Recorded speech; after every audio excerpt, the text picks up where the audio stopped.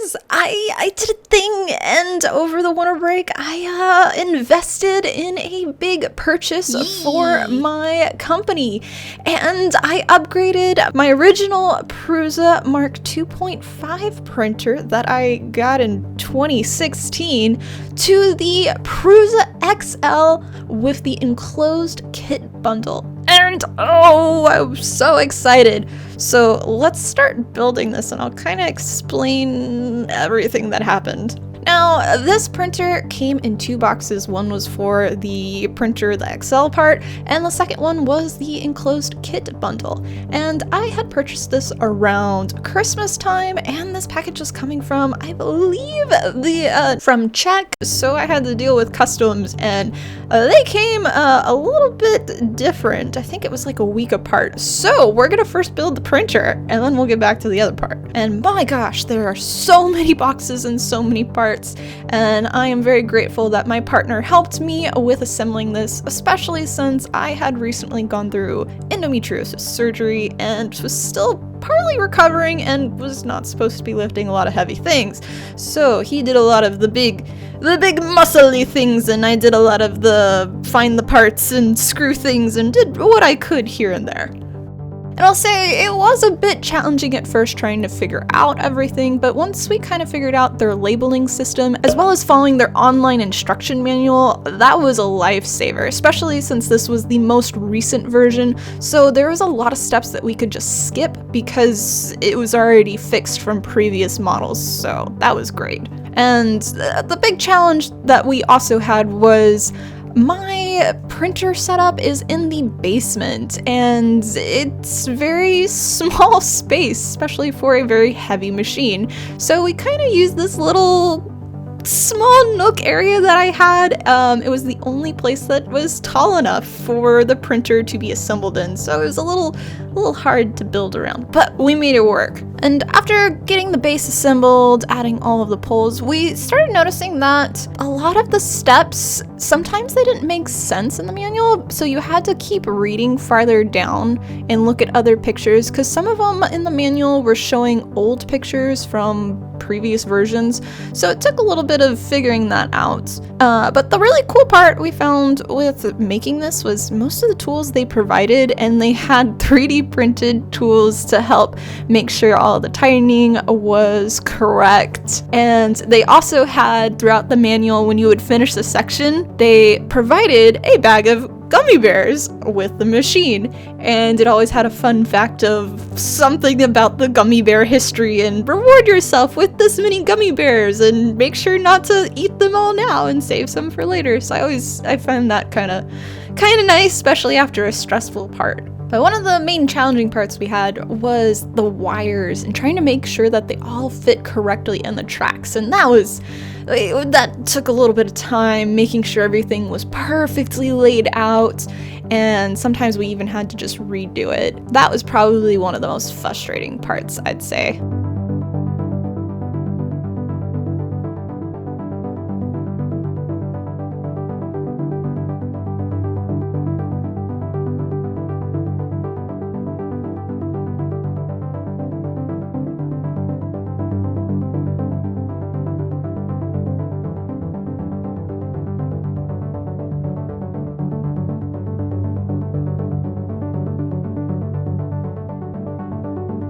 But I think one of the coolest parts about the printer for me with assembling them was actually setting up all of the wires for the heated bed system. I did not assemble my original printer, my partner did, so this was my first time actually experiencing all of the mechanics underneath the bed system and all of that. And this was apparently a big upgrade from our previous one, which heated it all at once and not individual plate sections like this one is.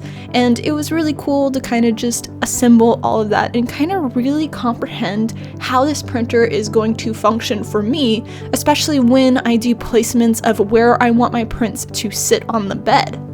And another thing that was different from my previous printer onto this one was my other printer, the head, when it printed, the bed stayed flat on the ground and the head would move upwards. Where this 3D printer, it's the opposite. The head stays on a fixed track height at the top, and it's actually the printer bed itself that will go downward as it starts to add the layers. And I found this pretty cool because then it's always at the same height, and it made it a lot easier to see where your filament is coming and being extruded out of the extruders, so you could watch each of the layers. And when I decided for getting this printer, I went with getting only 2 out of the 5 extruder heads, as for me, with my personal 3D printing, I typically am either doing bone structure for my props or swords or wings and whatnot for my cosplays, and a lot of it,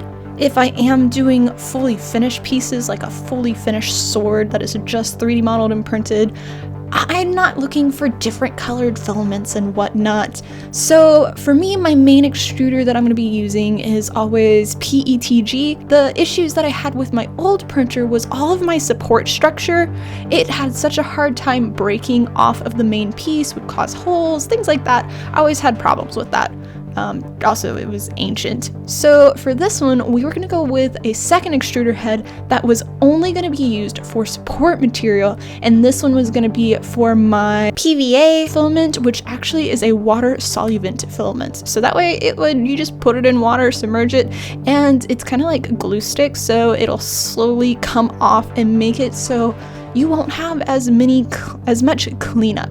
So that's kind of where I went with this. Also, with this printer, I really liked that it was such a larger print size bed in all dimensions. I upgraded from a 250 by 210 by 200 millimeter bed size to now what is a 360 by 360 by 360 millimeter bed size. So this was quite a big upgrade for me, especially doing much larger props and things. And how this printer works for changing out which filament it uses is the main head that holds the extruder actually has an arm that'll go back and pick up each individual extruder for that specific filament. And it literally takes like 2 seconds to do. It just goes, picks it up and starts printing again. Very cool. Also with this one, unlike my other printer, is it actually has a tube that your filament goes through. And I found that this actually helps to have your filament last longer and not break in the process. It is a little bit tricky to put the filament in correctly through this tube because sometimes it'll get hit on the entry point, or if you're using the water soluble filament, it's kind of like a wet noodle that you're trying to put through this tube, so it's a little bit more difficult to make sure it goes all the way through, but it works out pretty good, and I found I haven't had too much problem with it so far with the 300 hours I've already put into printing with it since getting it 2 months ago. Yeah. But for those that are curious, you can have up to 5 extruder heads. So if you want to do the trendy, multicolor, moving dragon stuff, you can do that with this one. But I'm not into that. So there you go. But ta-da! This was pretty much how we built the basic part of the Prusa XL printer. This is roughly around 3.5 hours for us to build. I filmed most of the process, so it wasn't too bad.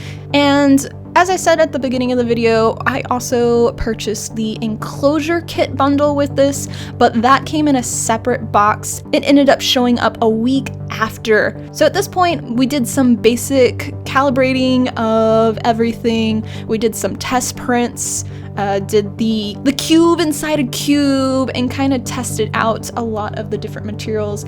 And with this printer, they did actually send a roll of filament with it, so it made it really nice to use official Prusa material and make sure everything was set. And with this, it was just going to be a generic kind of testing setting up with the calibration, just because this whole printer has to be moved into a different room and it's still gonna be maneuvered and everything, so we're just kind of making sure that it worked. But then Customs decided to open up their doors and let the Enclosure Kit come in. So now let's start assembling that. And just like the printer, it also came with a bag of gummy bears, but not as big of a bag. Grump grump. Anyway, this one still had tons of boxes. It had a lot more framework and a lot of plexiglass pieces for the top enclosure.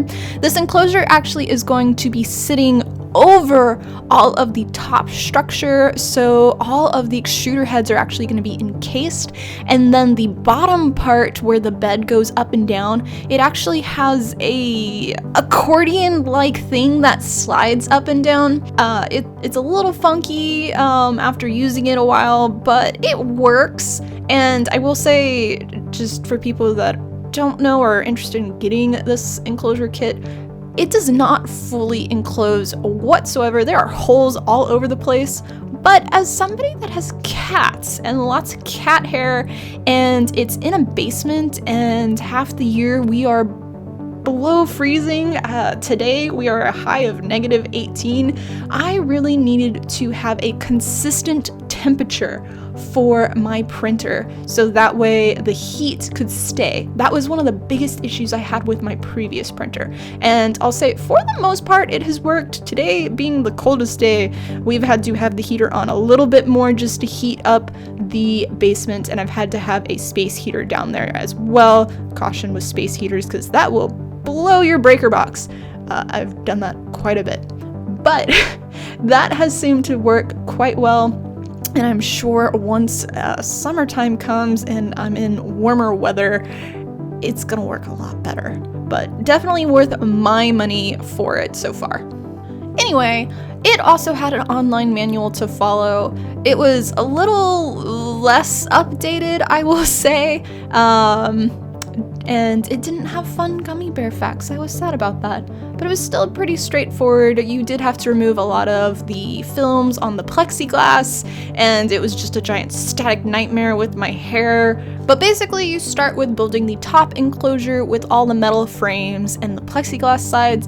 And if you ever watched Attack on Titans, this, for some reason, kept reminding me of the Tank Titan, or whatever that one's name is. I don't know why, it just did. And with this whole setup, there's also a bunch of magnets, so I would be aware with when assembling it, having your phone and other electronics around it, as there are 2 magnets that sit on top, and this is so when you finish building this, there's a front hatch of the plexiglass that'll actually go upward, and then it attaches to the magnets on top to hold it in place.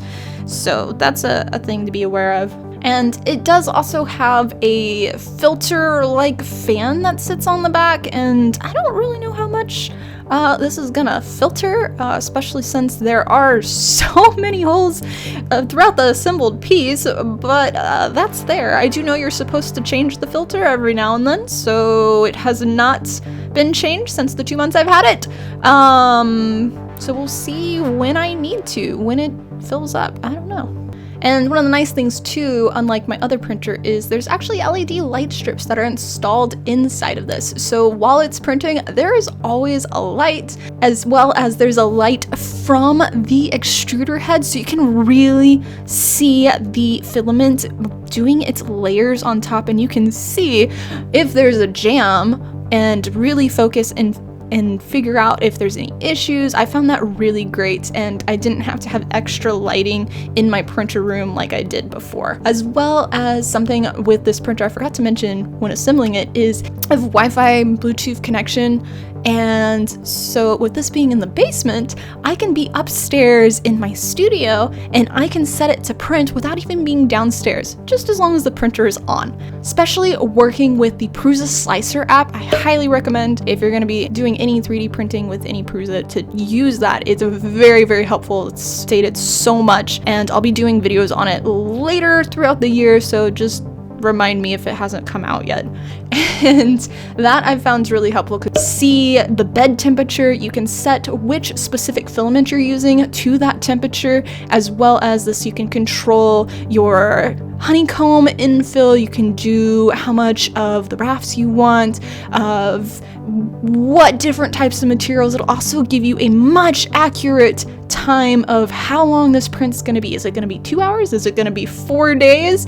I'll say my longest print that I have done so far with this printer was 4 days and 6 hours, and it was only off by 20 minutes. at the end of that print. And that was amazing to me because beforehand on my other printer, the Mark 2.5, when it would say it's a 4-hour print, it would end up being more of a 14-hour print. So you kind of had to guesstimate. It also, with the Prusa slicer, it will let you know if you ran out of filament, and it'll pause the print, and then you can fix it and resume it, which is really nice. It'll let you know if there's a jam or anything that's wrong with the printer most of the time. Sometimes it has issues, but I've really enjoyed it so far. Oh, and another helpful thing I found was with the instructions for both the printer as well as the enclosure kit, it did come with a piece of paper with 2 scale specs of each of the bolts and nuts and the different pieces, so you could put it up to it which of the pieces is which, because some of them are really close. So that helped. Definitely don't throw away that piece of paper, use it. And you can see it in all of the video taped on the wall. Now, the most challenging and difficult part of this entire process was the step of putting the top enclosure piece on top of the printer, and we were limited. There was so much limitation. What's not shown in the video too is there's actually a vent, an exposed deck vent thing above, and we just barely missed it. And when putting this on, we actually ended up, because of everything weighing so much and me not being able to lift too much, but we kind of needed 2 people to do this process. It almost fell, and I was freaking out. I was like, oh no, it's gonna fall. And it was like, ah! So this was the scariest part for me personally. I have no idea what my partner thought. He probably thought I was just being a crazy lady. It's all good. It's all good. It worked out, but definitely 2 people for this part, or at least have a larger area to work. But yeah, that was pretty much the last step with the accordion thing that goes up and down, and this was another like 3 hours of filming, so it wasn't too bad. It's definitely doable, but I'd say 2 people is gonna be a lot easier. If it was 1 person working on this, there's so many parts and baggies of parts that you have to figure out, and having somebody just help organize all of that first and get you ready for the next step and just say, okay, you're doing this. It made it go 3 times as fast. So highly recommend if you're doing it on your own, best of luck. Yeah.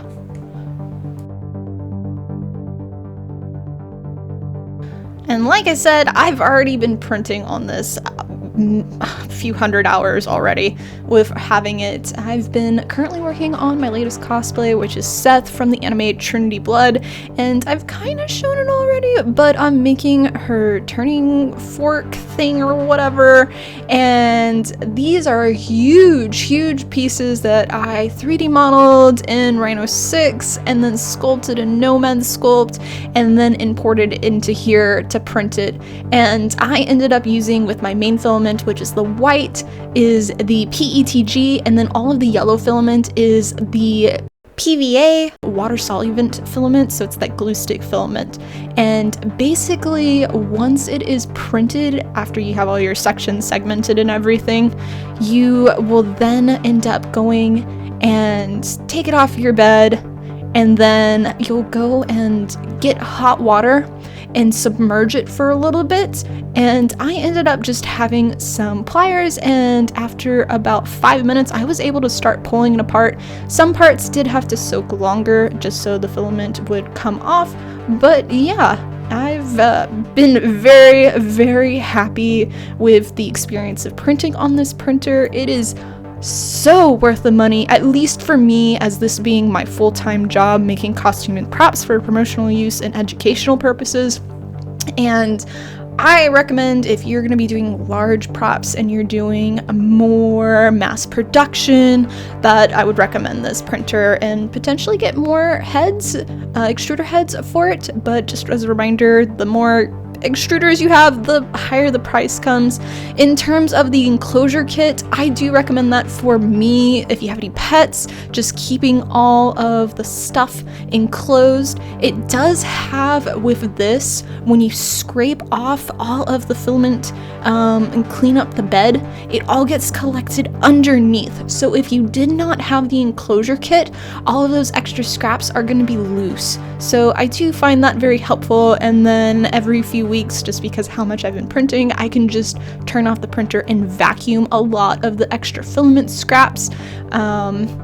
And that's been really helpful for me. It just helps keep everything enclosed and keep the dust out, as well as control the temperature. So if you're in a really cold environment, the enclosure kit I found extremely helpful. If you're in a hot environment like Texas, that's where I used to live. I had no issues with my other printer besides just filament drying out, but you can always get specific filament enclosure boxes that you can connect to the printer. So different options depending on your budget and everything.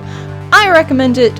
And this is kind of what I've been working on lately with my 3D printed projects. So yeah, stay tuned. Later on, I'll try to come out with a Prusa slicer video, as well as look forward to sharing more of my 3D printed videos. So yeah, much love guys, and don't forget to like the video and subscribe to the channel, and I'll see you for our next one. Bye!